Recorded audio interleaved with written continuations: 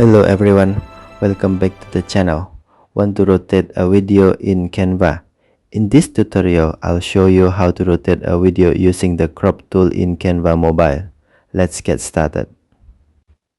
First, open Canva on your device.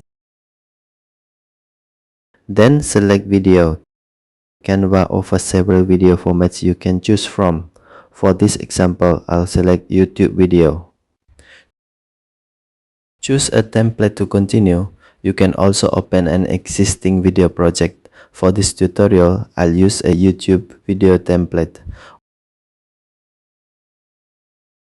Once the video editor opens, tap the video clip you want to rotate.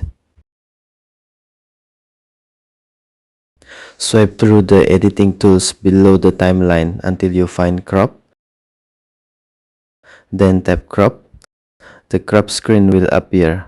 At the bottom of the screen, you'll see a rotation slider. Drag the slider left or right to rotate the video. Adjust the angle until you're happy with the result.